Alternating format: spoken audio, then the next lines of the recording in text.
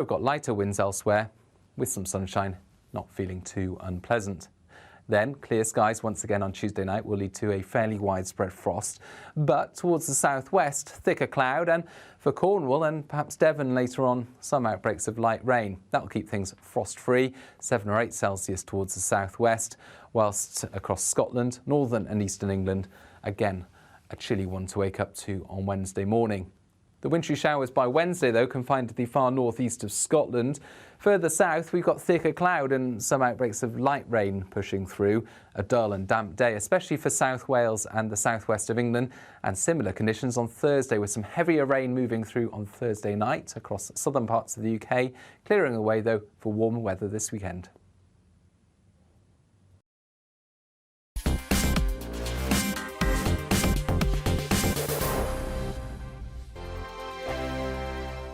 It's all about family, being in people's living rooms, all the interaction and getting to know who our viewers and listeners are. When I was young, my dad used to say, "No, stop arguing." I wanted an outlet that would enable me to give my opinion.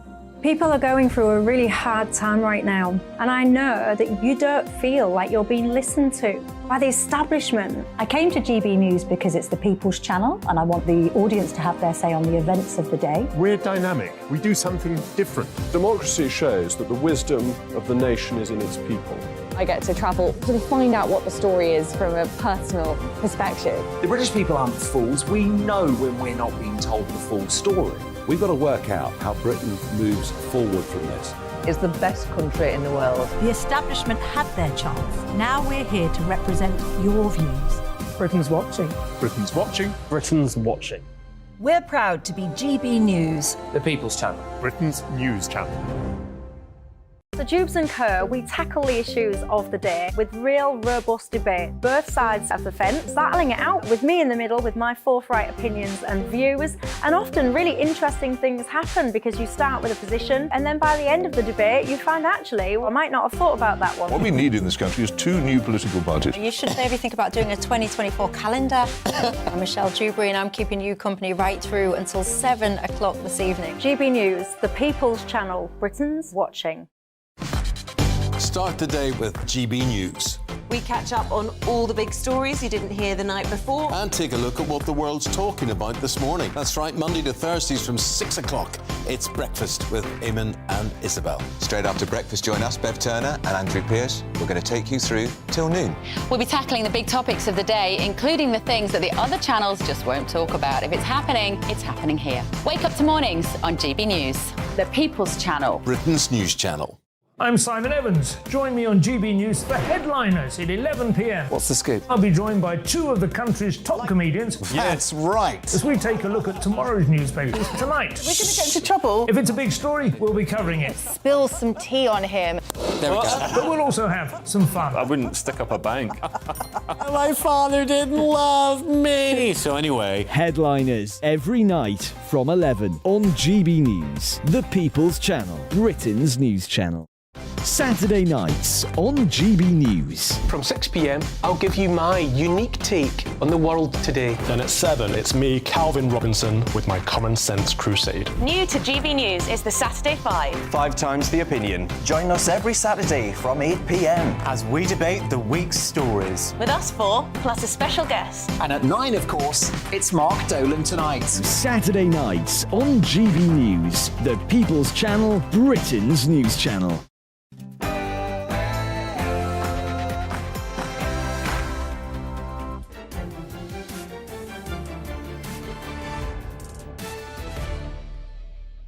Hello, good evening. It's me, Jacob Rees-Mogg, on State of the Nation tonight. Another day, another tax. We'll be fighting back with the Daily Mail against the war on business and the consumer. A new campaign is underway to scrap the tourist tax, which is scaring off our visitors, and I'll be supporting the campaign. And thousands of British citizens are left stranded in war-torn Sudan after the government chose to evacuate its diplomats first. We'll be discussing this with Major General Chip Chapman shortly. And slightly belatedly, happy St George's Day.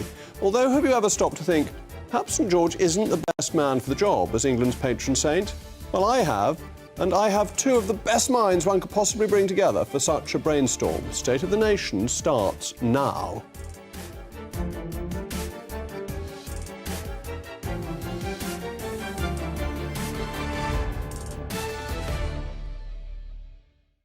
Also be graced by our celebrated panel, the cantankerous historian David Starkey and the famous socialist and former Labour MP Stephen Pound. As ever, I want to hear from you. It's the most important part of the programme. Email me, mailmog@gbnews.uk. But now it's time for the crucial headlines with Polly Middlehurst.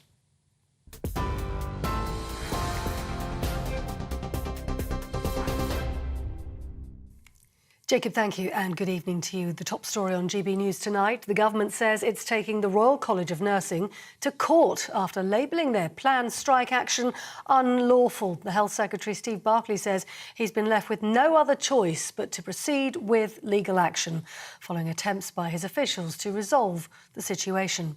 It comes as the union prepares to take industrial action from the 30th of April to the 2nd of May. The RCN's leader, Pat Cullen, described the government's anti-trade union legislation as draconian. Meanwhile, the Confederation of British Industry says it has dismissed a number of people after a series of sexual misconduct and rape allegations. Dozens of the body's members, including BMW, Vodafone and John Lewis, have all left, with the organisation suspending all its policy and membership activities. Earlier, the Chancellor, Jeremy Hunt, said there's no point engaging with the CBI anymore, and the government wants to work with a trade body that sticks up for business. Meanwhile, Sir Keir Starmer today has said the comments made by Labour MP Diane Abbott were anti-Semitic. In an article for The Observer, the former Shadow Health Secretary said Jewish, Irish and traveller people experience prejudice but not racism. She's since withdrawn the remarks and apologised. Labour has previously come under fire for anti-Semitic remarks made by the former party leader, Jeremy Corbyn. Sir Keir Starmer says it was absolutely right the party acted as swiftly as it did. What she wrote yesterday, I utterly condemn. And I said we would tear out anti-Semitism by its roots. I meant it, and that's why we acted so swiftly yesterday. I think it's a mark of how far the Labour Party has changed, that we acted so swiftly and that we take it so seriously. But I condemn what she said. Now, the Africa Minister, Andrew Mitchell, says the government's exploring every conceivable option to evacuate British citizens from Sudan. Germany has already evacuated more than 300 people today, including some British citizens. An emergency COBRA meeting was held today in Downing Street, with the Foreign Office advising those still in the country to stay where they were, stay indoors and wait for further information. There's a violent conflict in the country between the Sudanese army and a powerful paramilitary group. And there are more than 2,000 UK nationals still in the country. Now, the Court of Appeal has heard that the accusation that judges showed excessive deference towards the Home Office's view that promises made by the Rwandan government would protect migrants from potential ill treatment. 6 asylum seekers in the UK are challenging the High Court's dismissal of a series of legal bids against the illegal migration bill. The Home Secretary, Suella Braverman, says she needs the crucial power to stop European judges from intervening in the deportation of people who arrive in the UK via unauthorised routes. And lastly, the Queen Consort has been paying her tributes to the former Strictly Come Dancing judge, Len Goodman, who's died at the age of 78. Buckingham Palace said Camilla, who's danced with Len Goodman, was saddened to learn of his death. Dame Arlene Phillips said her heart was truly broken. Darcy Bustle called him a true gentleman. Fellow Judge Craig Revel-Horwood said Len would live with him forever. And Bruno Tognoli called him the one and only ballroom legend. He was a judge on the show from 2004 to 2016. That's all from me. I'm back in an hour. Now, Jacob Rees-Mogg.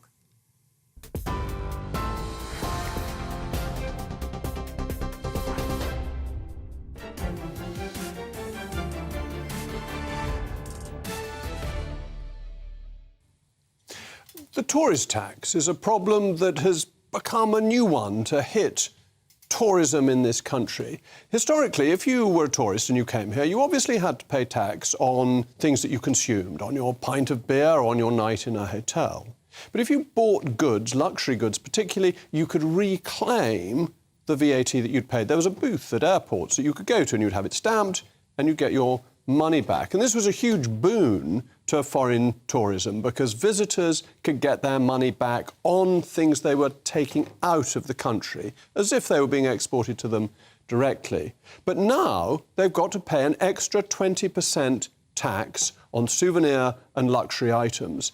And this is a problem not just for the stores that are selling things where people could reclaim the money, but it also affects hotels, restaurants, theatres, taxis and other places because not so many tourists come to spend their money here. They think of going other places.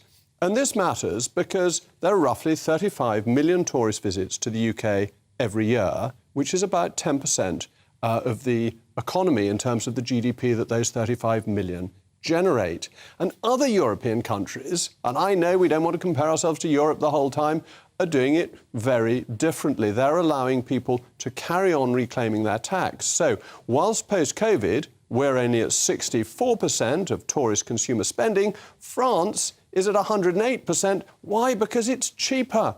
And tourists are sensible, they're intelligent, they work out where they can make their money go furthest, and they can make it go furthest, heaven forfend, on the continent rather than in the UK. So we are harming our economy. And studies have suggested that if we got rid of this tourist tax, this extra charge, instead of it being a cost to the Treasury, it would increase GDP by £4.1 billion and attract 1.6 million more visitors. As a general rule, the idea that you can get out of economic difficulties by taxing more and more is wrong. Making the state bigger, making more regulations is not the right answer. What is the right answer is to ensure that you tax at the right level, and that the thing about the tourist tax is it's voluntary. No tourist has to come here to spend his or her hard-earned money. They can go somewhere else instead. And unfortunately, that's what they've been doing as our state has been getting too big. There's a campaign being launched, lots of retailers are getting involved, and other outlets, you know, the people who serve tourists. I think they're right. I think they deserve support. But of course I want to know what you at home all think. Please get in touch with me, mailmog@gbnews.uk. But I'm now delighted to be joined by my illustrious panel who you've heard about before because it's Messrs Starkey and Pound who are backed with us today and they're going to discuss this. Stephen, come on, you're a socialist. You like high taxation. Are you calling for these taxes to remain? Which taxes are we talking about, Jack? These are the ones, the tourist tax, so that people can't reclaim their money when they leave the UK, which they were always able to do if they bought jewellery or any goods they bought. Yeah, well, I always thought that there was something a little bit dodgy about that. You used to wander down Oxford Street and you'd see these marvellous jewellers and there'd be signs saying, you know, tax-free. Well, you know, as far as I'm concerned, if you're buying something in this country, you should pay tax in this country. Why on earth should people have a free ride? Well, because if you're leaving this country, you're not keeping the goods in this country. The service isn't being maintained in this country. Well, in that case, you can buy them from outside the country. But if you're here as a tourist, you're taking advantage of all the wonderful things that we provide, you know, ULEZ, London Transport, all those glorious things. You know, why shouldn't they pay some tax? But anything that you consume here, so that your pint of beer or whatever it is you socialists drink, you would pay the 20% tax on all the duty on. It's only things that you export, which if you had delivered to you directly from the UK, are tax exempt anyway. Yeah, so what's the problem? David? You're not a high-tax man, are you? No, I mean, it generally, my view is quite simple. The less tax, the better. It seems to me that people like Stephen adore taking money out of people and misspending it on a state which I'm afraid run by people like you. You did refer to me unwisely as cantankerous. So I think I'm going to have a go at both of you. What is shocking is, first of all, that socialists like him want to tax everything and conservatives like you wish to misspend it. I'm astonished that any foreigner wants to come here to be caught between the two of you. To be serious now, cantankerousness is a very necessary virtue when surrounded by the bland and the foolish. I shan't say which is which. If you actually look throughout Europe, there are exactly these kind of exemptions. Every time you go through an airport, you see a monument to this kind of untaxed commerce. It's the equivalent of a free port. And what I think you are saying, Jacob, and I very much agree with you, is we would like to, as it were, bring it on shore. In other words, that we would like to turn the Temple of Commerce of Oxford Street, which, by the way, is struggling because people here are not spending as freely as we would like. We want to bring in foreigners, and the last thing I think we want to do is to pour money back into the state. Much more useful, actually, to pour it into the pockets of business, which I needn't tell you. Well, I have to say... They pay enormous amounts of tax already. They pay huge amounts of rates. What we're trying to do is to get people to spend more money here. I sympathy with Gladstone's comment that money should be left to fructify in the pockets of the people. But on the other... When you call yourself a socialist... David, what about the bureaucracy of reclaiming tax? You know, you buy something, you buy some tat in Oxford Street or Davis Street or wherever, and then how do you go about the process? It was really straightforward. You would just get a form stamped in Heathrow as you left, and then the money would come flowing back to you. It was a really good and well-tested system. And the key is that this tax is voluntary, and therefore people don't volunteer to pay extra tax, and governments ought to wake up to that. But I think David was touching on a really important point when he cantankerously said that the Conservatives spend money badly, that the state's just got too big, we're doing too much and we're not doing it well enough. Stephen, do you really want to see an ever-growing state taking more and more money from people wherever they come from? No, absolutely not. No, look, to a certain extent, taxation is a good thing. It's your membership fee that you pay to be a member of society in this country. Rubbish. Of course it is. It's a good thing. And be honest, do we really want to live in a state without the police, without all the things that the taxation provides? But where we all agree, I think, in this marvellous post-Easter spirit of reconciliation and resurrection, can we not at least agree that what money is raised should be spent wisely, should be spent properly, should be spent appropriately? But that's where the system breaks down. I would be quite happy to have less and less taxation, but there is a minimum point beyond which we cannot and should not fall. Come on, David, it's not a membership fee, is it? No, of course it's not. This is an absurd idea, and it's worth remembering that there was, in fact, no income tax paid by anybody on below-average income until the catastrophic invention of the universalist welfare state. Did the people of the 19th century not belong to society? Weren't they a functioning part of it? This idea that the state is society... I mean, what we're reading here is simply, Jacob, the characteristic socialist trope that there isn't such a thing. It's not actually Margaret Thatcher that didn't believe there was no such thing as society. No. It's the socialist. The socialist believes that society is the state, that the gentleman in Whitehall knows best and even knows best how to spend your money. I don't believe a single thing of it, and I think it's a dangerous poison that is actually destroying how Britain works. The people in the 19th century may not have paid tax, but they had a very nasty, short and brutish and dull life. They were shoved up chimneys, they left it was getting better and better, and going up chimneys was made illegal. The Factory Acts of Shaftesbury, Tory Acts of Parliament were making life better. They were. There were still... Century. Remember the Liberals... There were foundling hospitals all over London. There's one in Hanwell, where I'm from, where Charlie Chaplin, where children were swept off the streets. As far as I'm concerned, the welfare state is a safety net for people. It is the sign of civilization, and taxation is the essential oil to make that engine run. But the problem with that oil is that you run out of people who are able to provide it. You have the Just Stop Oil protesters rather appropriately earlier on today. They don't want to provide the oil, and that unless you have a growing economy, you can't afford all the things that people want to do to help those who need support.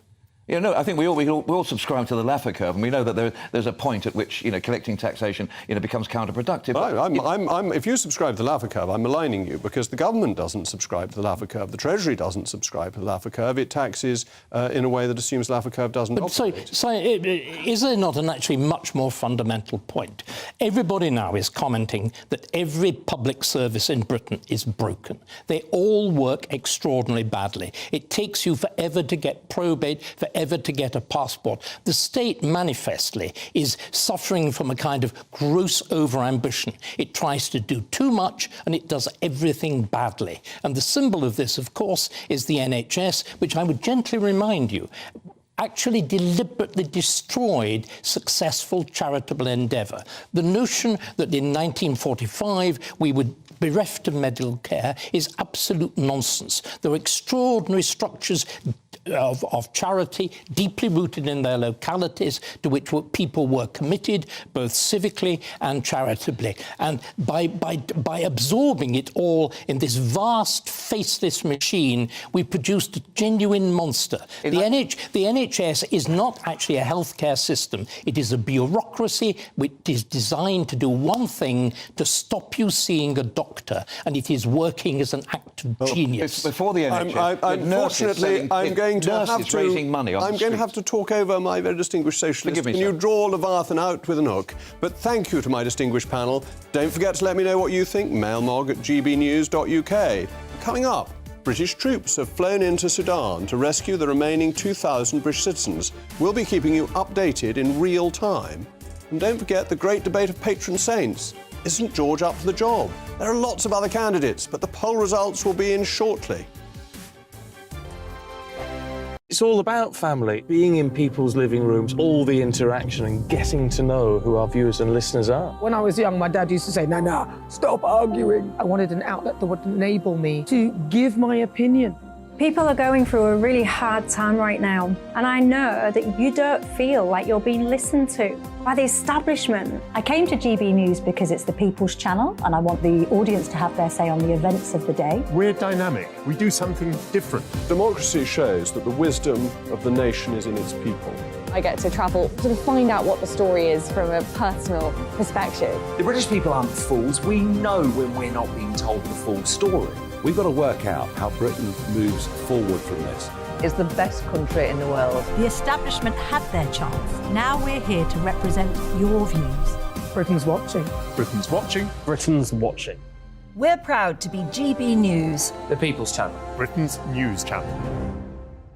So Jubes and Co, we tackle the issues of the day with real robust debate, both sides of the fence, battling it out with me in the middle with my forthright opinions and views. And often really interesting things happen because you start with a position and then by the end of the debate you find actually, well, I might not have thought about that one. What we need in this country is 2 new political parties. You should maybe think about doing a 2024 calendar. I'm Michelle Dewberry and I'm keeping you company right through until 7 o'clock this evening. GB News, the People's Channel, Britain's watching. Start the day with GB News.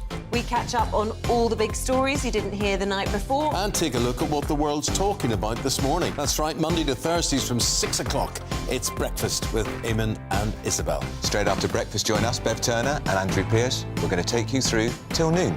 We'll be tackling the big topics of the day, including the things that the other channels just won't talk about. If it's happening here. Wake up to mornings on GB News, the People's Channel. Britain's news channel. I'm Simon Evans. Join me on GB News for Headliners at 11 p.m. What's the scoop? I'll be joined by 2 of the country's top comedians. That's right. As we take a look at tomorrow's newspapers tonight. We're going to get into trouble. If it's a big story, we'll be covering it. Spill some tea on him. There we go. But we'll also have some fun. I wouldn't stick up a bank. My father didn't love me. So anyway. Headliners every night from 11 on GB News, the People's Channel, Britain's news channel. Saturday nights on GB News. From 6 p.m, I'll give you my unique take on the world today. Then at 7, it's me, Calvin Robinson, with my common sense crusade. New to GB News is the Saturday 5. 5 times the opinion. Join us every Saturday from 8 p.m. as we debate the week's stories. With us 4, plus a special guest. And at 9, of course, it's Mark Dolan Tonight. Saturday nights on GB News, the People's Channel, Britain's news channel. News Radio.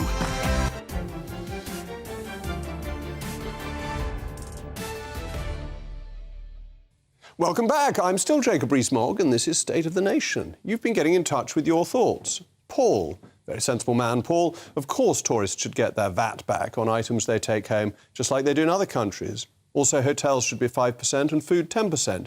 If Wales and London are daft enough to add tourist taxes, then that's their problem. Peter says, governments should only do that which only governments can... Oh, Peter, that is such a brilliant point. Governments should only do that which only governments can do. Individuals are far better equipped to judge the services on which their money should be spent. Given that, taxation should be minimal. Now, in 1885, General Sir Charles Gordon died in Khartoum. He was murdered by the Mahdi, and the relief effort was, in the words of a poet of the time, too late to save him, in vain they tried. His life was England's glory, his death was England's pride. And Gladstone, who failed to send the relief effort for Gordon in time, was known as the Mogg, the murderer of Gordon, a title that he wore with shame. But we're once again talking about Sudan and trouble in Khartoum. It's been 6 days since the civil war erupted in Africa's Sudan after one of their political groups, the Rapid Support Forces and the army, disagreed over the future of the country. Thousands of British citizens are still left stranded in the war zone after British diplomats were evacuated to safety by the government, though they still say the safety of all British nationals continues to be the government's utmost priority. It's now being reported that British troops are being flown into Sudan to start the evacuation process. However, we can't ignore the fact that the UK government has taken a day longer than many other countries to save its own citizens. And the key thing is, have we learnt from 1885? Are we actually getting on with it faster so that we're not too late this time? Has the government been too slow? Here with me is Major General Chip Chapman. Thank you so much, Major General, for joining me. How do you think this operation is going? What are you expecting to happen? And do you think we are in time on this occasion? Well, I think the optics are looking bad at the moment. Firstly, because we look through the prism of Afghanistan. But secondly, we have to really go back to the Libyan intervention in 2011 and the lessons learned which came out of that. And the real lesson for the FCO, as it was at the time, was that the first priority in any crisis is likely to be affecting the safe extraction of those UK nationals who want to leave as early as possible. Now, we've really reached a tilt point on the ground, and the tilt point is the advice up to now has been to stay in place, shelter in place, stock up with food and water. But the deterioration of the security on the ground means that the water, the food, and indeed the internet access is now being pulled. So you're reaching that tilt point where the risk advisory from the FCDO about stay in place and the duty of care is going to, I think, in the next 24 to 48 hours, change to a you need to leave. And it's how we affect that leaving.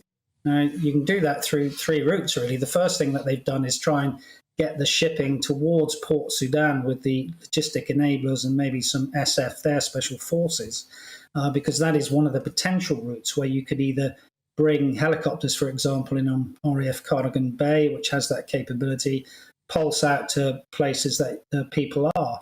The other one, of course, which is higher risk, is to bring C-130s or A400s into some of the airfields. But Khartoum is now under serious threat with artillery and mortar fire from both sides. And the routes towards Port Sudan are also, in terms of a land route, and there is a land route to Egypt as well, looking dodgy because there's been carjackings, robberies, and valuables taken in the last 2 days, along with the water and food which was in those routes. So it's looking dodgy. The evacuation of the diplomats was what we call a non-combatant evacuation operation. It's looking like if this deteriorates further, you're going to have to be very careful unless a ceasefire can be effected. And the UK, along with the US, UAE, and Sudan and KSA, Saudi Arabia, was part of the Quad, which helped to establish the framework agreement, which is broken down. Unless you can get that ceasefire, things are going to become really difficult in the next 24 to 48 hours. Two questions, really. One is, do we have the military resources to get all the British nationals out? And secondly, how do we compare with other countries in evacuating our citizens? Well, there are liaison arrangements with countries, so other countries can take ours in the same way that we took other countries out of Afghanistan. We do have enough capability, and of course some of these people who are there, the entitled personnel, they're called UK EPs, EPs being the entitled personnel, but a lot of these come under the rubric of either corporate companies or non-governmental organisations, which should have standing arrangements with, for example, private military security companies, which should also be part of the liaison structure. And that, again, was one of the lessons which came out of the Libyan experience, which the government reported on about the consular evacuation there. So I hope that the lessons of 12 years ago, as well as 2 years ago, are being put into effect now. I think General Gordon's probably a bit too far back, Jacob. I thought you military chaps learned all your history back to Hannibal, and therefore General Gordon wasn't that ancient. But perhaps I'm not fully informed on these issues. But other countries do seem to start earlier. That seems to be a consistent problem, that we're providing consular service late to people. Well, I don't think that's true. I mean, looking at the FCDO website on the last sort of week to 2 weeks, the advice was there a long time ago, actually, both from, for example, the Americans and the British. So, for example, you could say that unless you're in this corporate environment, some of it may be the problem of the people themselves. So, for example, don't travel to Sudan has been on the FCDO website for a long period of time. And those there, leave if you can, as also being one of those sort of rubrics, both for the US and UK. And from the US perspective, there are 16,000 there who are either US or dual nationals. So even though the advice is being consistent between the allies, people have either not signed up to that advice, not given their details, or for their own either personal or corporate reasons, have stayed in country. That's what makes it a dilemma, because regardless of what happens, if people get killed and there is mission failure, the government will be criticised. If people don't get killed, but out late, the government will also be criticised. So it's a sort of lose-lose from a government position at the moment. It is difficult for governments, because I appreciate that people don't always take the advice that they're given, but sometimes people have to be there for family reasons, that they've got obligations, they need to be in a dangerous place. And how realistic is it for us to expect the British government then to come to their aid quickly when a problem gets out of control?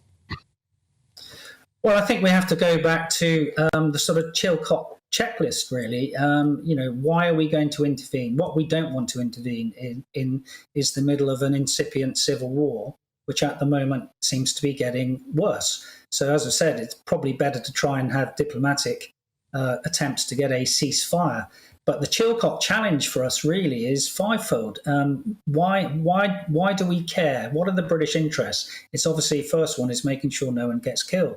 The second one is the analysis. What is happening now? Things are getting worse. It's looking bad.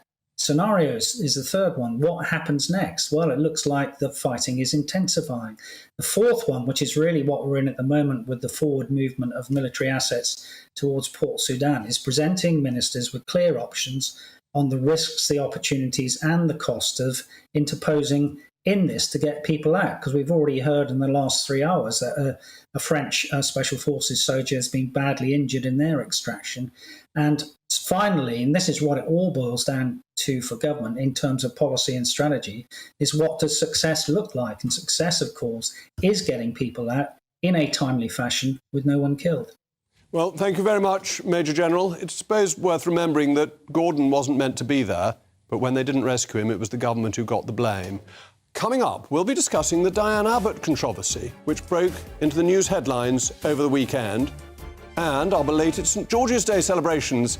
I'll be dragging the panel back into the studio for a debate. Are you an Alphage fan or more Thomas Beckett sympathiser? The votes are in and will be released shortly. I joined GB News because I was sick and tired of not hearing my views being represented, not just mine, but so many people that I knew and spoke to. I just couldn't get my voice out there. I couldn't say anything. I couldn't do anything. Whatever the narrative was, I kind of had to follow it. GB News is there to provide a voice for those who have been ignored by the establishment media. We think different things. We've got a different style. GB News is here to be optimistic and positive about the future. It's real kind of dynamic and flowing, with the audience very much at the heart of it, like a big family. Here at GB News, we talk about the things that matter to you. Hearing the voices from right across our towns and cities, especially our towns. All sides of the argument represented with a heavy dose of opinion. We're on a mission here to make a difference. And the GB News family really is here for you, and whatever time of day you can watch or listen. Britain's watching. Britain's watching. We're proud to be GB News. The People's Channel. Britain's news channel. Westminster is going around in ever-decreasing circles, followed by the media. Britain is broken.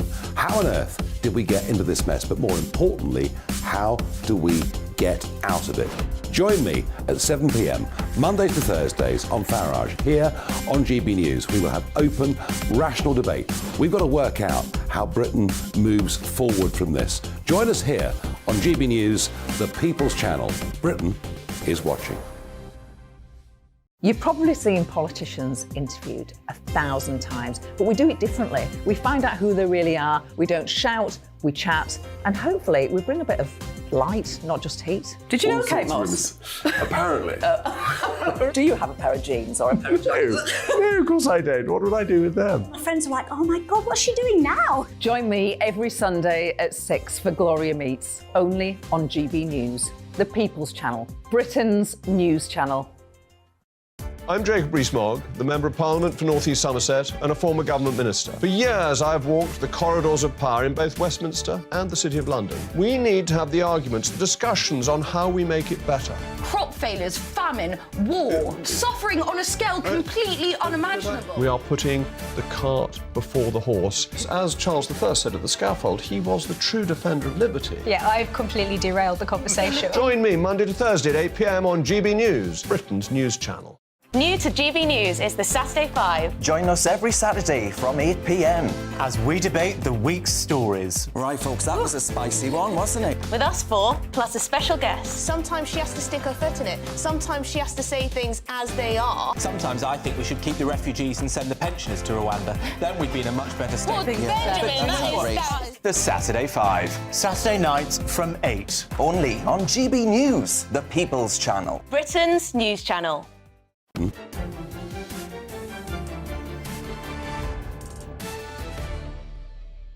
Welcome back. I remain Jacob Rees-Mogg, and you've been getting in touch with your thoughts. So Peter says, Margaret Thatcher famously said that socialists are very good at spending other people's money. I think she also said you eventually run out of other people's money. And David is very popular with my panel because he said, I would like to see Stephen and David on every night and for much longer. They're witty, learned, insightful and hugely entertaining. I don't know which one of them's paid you, but whatever it's paid... We clubbed together. We actually joined forces for once. On this occasion. On this occasion. On this occasion, But he'd also like me to bring back the old set. And then Robert says, I think your channel is excellent and you have brought a badly needed fresh perspective and real common sense to issues that are really bugging the normal people of the UK. I truly wish you every success. That's the first time you've used the word bugging in your life, isn't it, Jacob? Yes. I think it's something spies do. Anyway, over the weekend, and this is an enormously serious story, about Diane Abbott, because she wrote to the Observer newspaper claiming that the Jewish people, travellers and Irish people haven't suffered the same racism as black people, that racism is, quote, black and white, unquote. She then seemingly went on to trivialise racism against travellers and Jewish people by comparing it to some of the bullying ginger people experience. And then perhaps when you thought it couldn't get any worse, she stated that Irish people, Jewish people and travellers were not required to sit at the back of the bus during American segregation. Why, when the Holocaust is within living memory for some, would Diane Abbott say things that's so obviously offensive and wrong? Well, I have a feeling, as Tom Harris pointed out in The Telegraph today, that Ms. Abbott subscribes to some of the core tenets of the grossly miscredited American critical race theory. But with me now to discuss this is my distinguished panel, historian David Starkey and the former Labour MP Stephen Pound. Stephen, you and Diane Abbott were members who overlapped for a long time. 20 years, yeah. I assume you know her reasonably well. Yeah. She's not an unintelligent woman. She's been at the forefront of politics for a long time and has been very courageous in some ways. But, how could she have said this? I mean, you say she's intelligent. She was actually at school with Michael Portillo. I mean, they're both at Harrow County together, and, you know, she certainly is no fool. But she, of all people, should realise how wounding and how hurtful these words can be. And to actually try to conflate these different situations in a hierarchy of misery and to say that, you know, I am suffering more than you, it's so ignorant and so stupid and so painful and so hurtful. I mean, Jews did suffer in the 1920s and 1930s. There was plenty of, you know, hotels that never admitted Jewish people. And when I was a lad, there was no Irish allowed in boarding houses where I was brought up. You know, and that, you know, may not be the same as Rosa Parks or people being manacled on the slave ships. But how can she possibly, even for a minute, be so crass as to actually conflate red hair with the Holocaust and the people who suffered and died in that. It's disgraceful. And David, to take an historical perspective, the Jews were expelled from England. There was the massacre at York. That even in this country, there has been pretty bad treatment of Jewish people over the centuries. Yes, but I think, can we just go back to Diane Abbott? Because I think it's really important that we pick up the main point that you made. Diane Abbott was not speaking out of turn. She was not speaking thoughtlessly. She was saying what she really believes. Can we understand this? This is not as you're diagnosing it at all. This is systematic misthinking. It's an awful word to use, but she does subscribe clearly. I think in a rather, I'm not as impressed by her intelligence as you two seem to be, but I think she is a subscriber. She is a subscriber to critical race theory, and it's very important we understand what that means. She is saying that society is divided essentially into two groups, blacks who are virtuous and whites who encompass everybody else who are fundamentally wicked because they are supported by this oppressive power structure. And the idea of a hierarchy of victimhood is completely central to this. To lighten things a bit, because we are getting very serious, there's that wonderful Irish phrase, mope, the most oppressed people ever. And the Irish, in a particular mood, are very good at mope. But the whole purpose of critical race theory is to make the blacks the most oppressed people ever. And the great obstacle to doing this, Jacob, you've put your finger on it, is Israel, is the whole business of the Holocaust and whatever. So essentially, the Holocaust has to be diminished in comparison with slavery. The intention is to turn slavery into the test case for human wickedness, so that you can condemn particularly white society. So what it's really, it's got an even bigger purpose. And Diane Abbott, remember, subscribes to this. Do you remember her saying we shouldn't have blue-eyed Swedish nurses when we have black English girls, British girls who are willing to serve in the NHS, that whites like divide and rule? This is not accidental, it's fundamental. What you're trying to do by subscribing to this doctrine is to diminish and indeed to devalue the whole of Western society, delegitimate. No, just one second. Let me finish, because this really matters. You're trying deliberately to delegitimate our society, our history, and our values. And it's not just Diane Abbott. So many fashionable people, David Olusoga, Priyamvada Gopal at Cambridge, Kendi Andrews, I think somewhere in another in Birmingham. These are fashionable figures. They're central in the Labour Party. Let's understand this. To remove this from the Labour Party isn't just a kind of gentle flick out of Diane Abbott. It requires major surgery. It requires the extraction of a large rotten tooth. And you know what? I don't believe that Starmer's up to it. I think fundamentally Starmer is bought into this. I think the Labour Party suffers from structural critical theory, and you can't separate this. Not your Labour Party. Not your Labour Party, but the Labour Party now is not your Labour Party. I want to ask you a specific point arises from that. It's about how carefully thought through this was, because as a politician, you do sometimes say things in an interview that doesn't come out quite correct. Oh, I've been there. This was a letter. This was a letter, that's right. So, and she then said it was a draft. You don't send a draft to the Observer. This was a carefully thought out, a structured letter that she sent him. And I think that in some ways, that's almost the worst aspect of it. But to take up on David's point, she's somehow assuming that slavery is a white created black suffering, and which ignores Rome. It also, most importantly, it ignores Turkey. It ignores the fact, it ignores Mauritania up until 25 years ago. It ignores Sudan, because what was Gordon doing in Sudan? He was trying to stop the slave trade in Sudan. But the most important thing is remember what we did in 1832. That's the important. The Barbary corsairs were raiding into Cornwall into the beginning of the 19th century, and into the west of Ireland, and indeed to capture fashionable white slaves to serve the Ottomans. And again, we've deliberately suppressed this. The Atlantic slave trade is whatever it is, about 5 million taken across over the course of 5 centuries. The argument is a much more terrible one about the slave trade that went from Africa to the Ottoman Empire. It's guessed now that it's double. Just 1 second, Simon. That it's double the size. And what is moreover, and this is really the important thing, the descendants of those slaves who went to America survive in their millions and their tens of millions. None survive in the Ottoman Empire because the men were castrated and the women, after they had forced sex with their Ottoman masters, the babies had their brains dashed out, which is why there are no mulattoes in Turkey. Can I just say, let's come back to modern times. How do you change the Labour Party? Because clearly under Jeremy Corbyn this was a major problem. Keir Starmer has taken the whip away from Diane Abbott. Is that enough, or is David right that this is a canker within the Labour Party that needs major I'm sorry, I must come to the defence of the Labour Party and defence particularly of Keir Starmer. Look, you know, Jeremy Corbyn will not be a Labour candidate at the next election. Had I said that 2 or 3 years ago, you would have laughed at me. Luciana Berger is now back in the Labour Party. We now have people within the Labour Party who simply couldn't, even holding their noses, they couldn't stand to be in the Labour Party.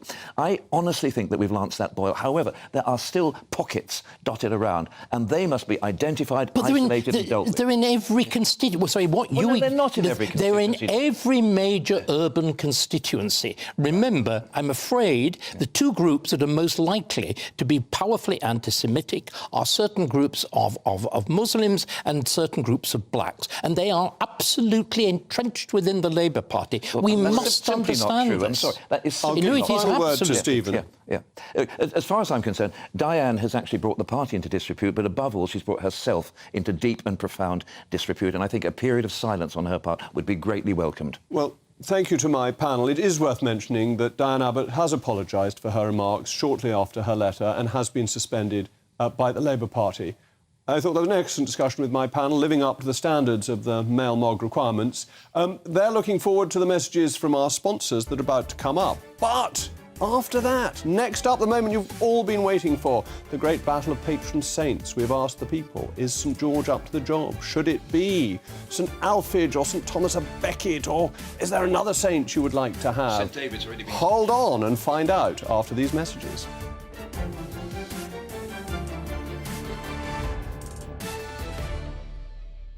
Monday to Thursday nights on GB News. At 6, it's Dubes & Co.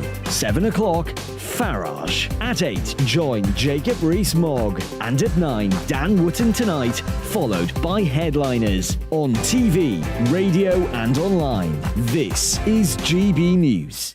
First and foremost, I am a GB News fan, and I was before I was working here. Just love the fact that we're asking the questions that a lot of establishment media won't ask. With a bit of a twist, we not only want to inform you, but we want to keep you entertained. It's worth the drive because you get in and the team's all ready and waiting, they're itching to go, and it's a proper little family. GB News is the People's Channel. It's the audience that makes the programme sing. We're giving our viewers and our listeners a voice. I see the thousands of your letters, tweets, emails, you name it, coming in. Britain is broken. How on earth did we get into this mess? But more importantly, how do we get out of it? The establishment had their chance. Now we're here to represent you. It's time for something different. It's time for GB News. I'm very patriotic. I believe in Britain. Our best days lie ahead. Britain's watching. Britain's watching. Join us here on GB News. The People's Channel. Britain's news channel. Join me, Patrick Christie's, Monday to Friday, 3 till 6. We tackle the day's news agenda like you've never seen before. It's high tempo, high octane, the most controversial topics, and the best guests. You will not be able to take your eyes and ears off it. I'm not afraid to ask the questions that you really want answered. 3 till 6 p.m, Monday to Friday on GB News, the People's Channel, Britain's news channel. GB News has its own late-night paper preview show, Headliners, where comedians take you through the next day's top news stories. You don't have to bother reading the newspaper, we've got it covered for you. Headliners, every night at 11 p.m, and repeated every morning at 5 a.m. We won't send you to sleep like some of the other paper review shows out there. GB News, the People's Channel, Britain's news channel. Join me, Camilla Tominey, on Sunday mornings from 9:30, taking the politicians to task and breaking out of SW1 to see how their decisions are affecting you across the UK. Bursting the Westminster bubble every Sunday morning, only on GB News, the People's Channel. Britain's watching. Hello, I'm Calvin Robinson. Do not miss my Common Sense Crusade Saturdays at 7 p.m. Join me for some in-depth discussions on faith. Is that not the start of the slippery slope? It's very much so. And the big moral questions of the day.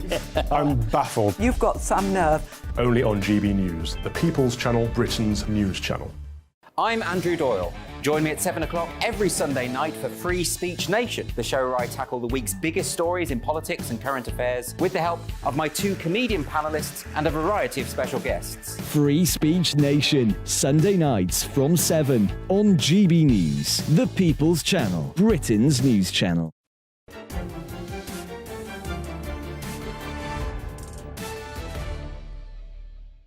Welcome back. I'm Jacob Rees-Mogg, and this is still State of the Nation. You've been getting in touch with your male Moggs. Mark says, I truly can't believe you would say we should be replacing our patron saint. It was good enough for our ancestors, and it's good enough for you. Now, over the weekend, while I'm sure all of you proudly celebrated St George's Day, I wonder how many of you questioned whether St George really is the best man for the job as England's patron saint. Well, tonight, to wrap things up, we thought we'd have a bit of a competition. And here are this evening's contestant. We've narrowed it down to 4. I could have thought of loads. St Cuthbert, St Dunstan, St Wulfric, Somerset man. A lot of them have a Somerset connection, always gives me a prejudice in favour of those. Thomas More, St Margaret Clitheroe, lots and lots of exciting saints. But we narrowed it down to 4. And number 1, St Alphege of Canterbury. But bear in mind, St Alphege of Canterbury came from the border between North East Somerset and Bath. So really local saint for me, great hero of mine, a man so noble in his 11th century libertarianism that he was willing to be beaten to death by ox bones for refusing to pay tax to the Viking invaders. He was a thoroughly good egg. Coming in at number 2, St Thomas Becket. Will someone rid me of this turbulent priest? Those were the infamous words, supposedly of Henry II, shortly before his wicked knights rode off to Canterbury and executed this supporter of a free church, unum sanctum catholicam et apostolicam ecclesiam. Coming in at number 3, it's St Edward the Confessor, a unique addition in our list of saints because he was the only canonised king of England. Not the only canonised English king, but the only canonised King of England. I was getting a nasty look from David Starkey. And last, we thought it only fair to include the man himself, St George, famous for slaying dragons, leading us to victory in the Crusades, and of course, the only one of our 4 contestants who's not really an Englishman. But with me is my absolutely brilliant panel, the as cantankerous as ever historian David Starkey and the still socialist, but no longer a member of Parliament, Stephen Pound. Yeah. Stephen. I thought you were going to mention St Edmund at one stage, because I was hoping to say I'd like to bury St Edmund and go for St Pancras or someone who's sort of really local. But what about St Mary? You know, we've got more churches in this country dedicated to Our Lady at St Mary. But, you know... Well, we are Our Lady's Diary, of course. Yeah, yeah. And all our most traditional Catholic hymns call for it to come back to Our Lady's as Diary. we did every morning in primary school, or the nuns, you know, flagellated you quite ruthlessly. But look, I mean, I think there's many points about St George. He is the patron saint of about 7 different countries, I believe. He's got Portugal, hasn't he? And Georgia, obviously.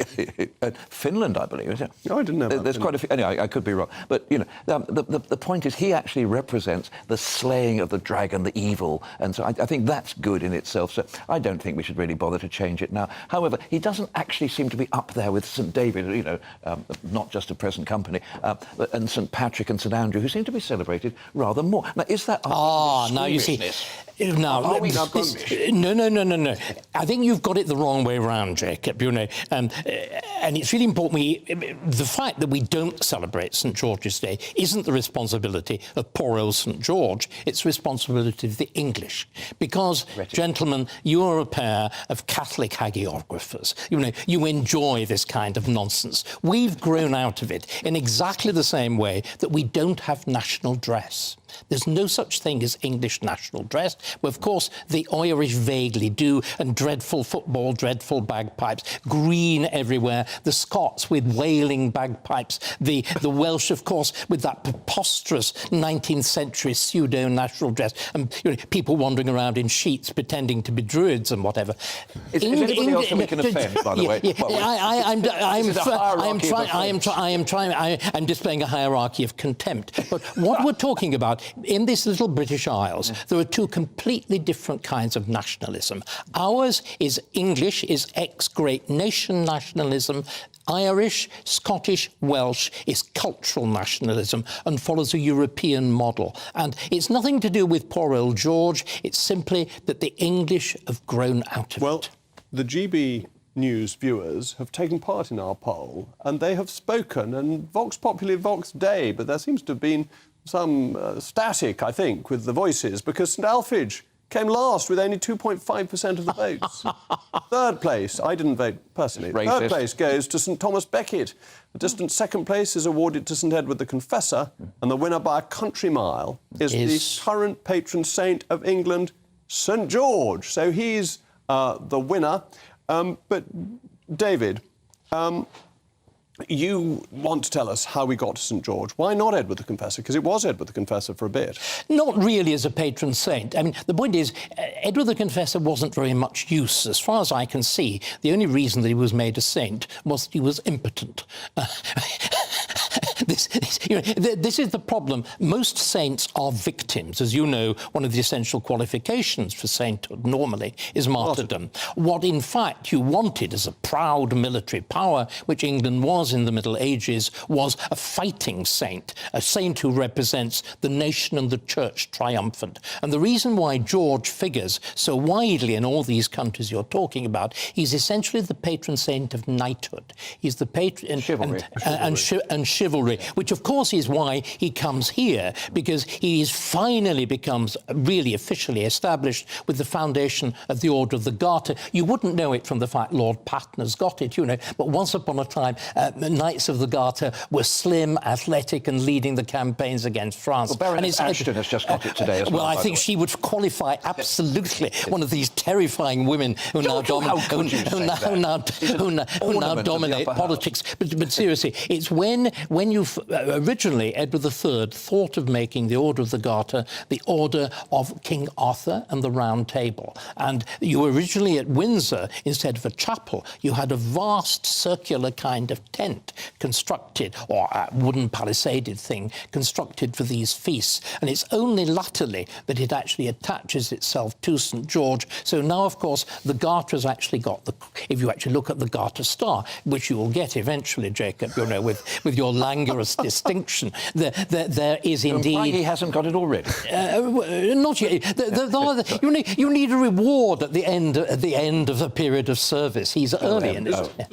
Stephen, saints are very important to Catholics, more so, as David was pointing out, than to non-Catholics. Do you have a particular devotion to our patron saint, or to St Stephen, or to St Patrick? Well, it would have to be Our Lady, St Mary, Mother of Christ. But also, there are. I mean, we all have St Jude. You know, there are people who patron saint of lost causes. Indeed, who I frequently pray to, and there used to be unsuccessfully, I think. Adverts in the paper saying many thanks to St Jude for help. Oh yes, there used to be I haven't seen any recently. There's also a wonderful St Gerard, who is the patron saint of mothers, pregnant mothers, and he's a wonderful saint. And St John Bosco is. How did he earn that? Yeah. Tell us what preposterous story got him that particular position. He obviously was a celibate Italian priest who actually looked after pregnant women and helped them through their period. He was a doctor, not just a doctor of the church, and a wonderful, wonderful priest. So I think so. But St Jude, but I may say my absolute favourite, the one to whom I turn frequently, is St Anthony of Padua. Oh, St Anthony of Padua is very useful. And would you explain to the non-Catholics need to know that St Anthony is the person who finds things for you. So if ever you've lost something, a quick prayer to St Anthony. Does he find your wits periodically, Stephen? I think that's been lost forever. All right. Well, on that happy note, where are Stephen Pound's wits? They'll be found by the next time he's on the panel. Thank you to them. That's all from us. Up next, it's the revered Dan Wootton. Mr. Wootton, what's coming from your wits this evening? Jacob's show is looking very good, so we're discussing the deep state in Britain and its victory over Rishi Sunak tonight with my superstar panel, Carol Malone, Belinda DeLucy, Benjamin Butterworth and Calvin Mackenzie too, plus Daily Telegraph columnist Celia Walden here on why Meghan and Harry are leading separate lives. Well, that all sounds extraordinarily exciting. Everyone will be tuning in to hear about that. I don't know what the story is about our beloved Prime Minister, but I'll be back tomorrow at 8 o'clock. I'm still Jacob Rees-Mogg, and this has been State of the Nation. And you're now getting the weather. It'll be sunny in Somerset. It always is. Hi there, it's Aidan McGibbon here from the Met Office. Skies clearing during the next 24 hours, leading to a widespread frost for many of us on Tuesday morning. But despite the chilly start, actually, most places will be fine on Tuesday. We've got low pressure moving away. As that pushes into the North Sea, cold wind arrives from the north. And having seen a weather front bring outbreaks of rain to southern England and Wales during the day, well, that tends to clear away during the evening, leading to clear skies and light winds as well, which means all the ingredients there with Arctic air in place for a chilly start to Tuesday. A widespread frost, temperatures between